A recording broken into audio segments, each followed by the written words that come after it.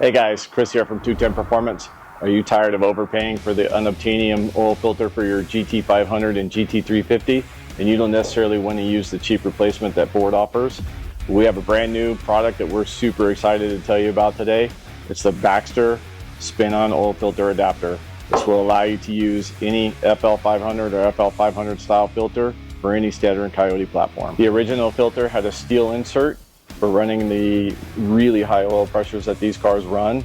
The replacement that Ford offers now is a plastic insert, and to be fair, we've never seen one of these fail, but we wouldn't want to, and I'm sure you wouldn't either.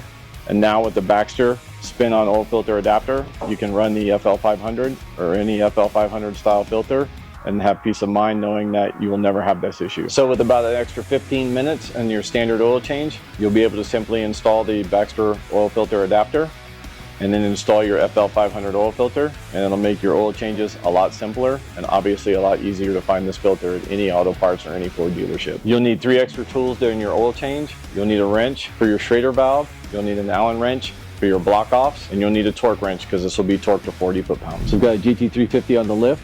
We're going to do the standard oil change, but this time we're going to be adding the Baxter oil filter adapter. The first thing you're going to do after you've removed your factory oil filter is install your O-rings.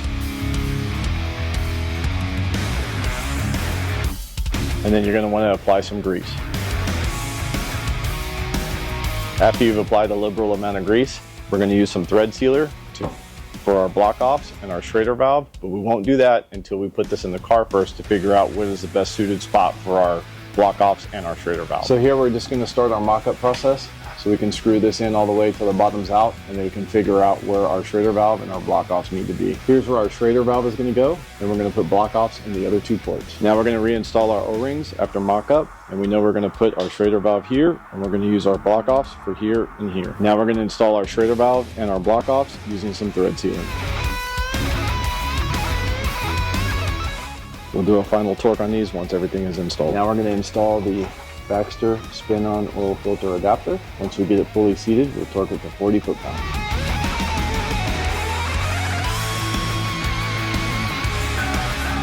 Now we're going to tighten our Schrader valve and our block off. Having the Schrader valve allows you to add air pressure before your oil change to back purge your oil cooler. Now we're just going to install the filter as normal. So now we're going to mark the filter to make sure it doesn't come loose with the extreme vibration from the 5.2 Voodoo motor. Okay guys, the Baxter Performance oil filter adapter is installed on the GT350. We will get back with you guys in about a week and let you know how things go after some rigorous testing. And if you'd like to see what we do, please visit www.210performance.com.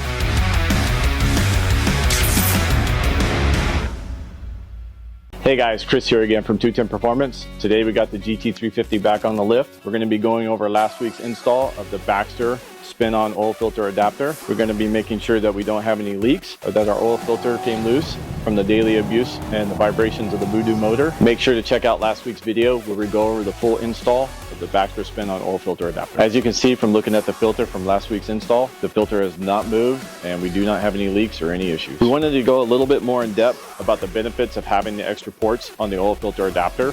One is the Schrader valve, and being able to add 100 psi before you do your oil change is going to back purge your oil cooler and your engine all back into the oil pan so you get 100% oil change. This is going to give you a more effective oil change in these late model Mustangs. After you do your oil change, you're going to want to put your foot on the gas pedal, hold it all the way to the floor, and hit the start button. The car is not going to want to start that way, but this is going to allow you to prime the engine so you don't have to worry about any dry start. So now we can finally say goodbye to these overpriced oil filters. For $499.98, we're going to be the only shop in the country to carry them. If you have any questions, please feel free to give us a call or visit the website at 210performance.com.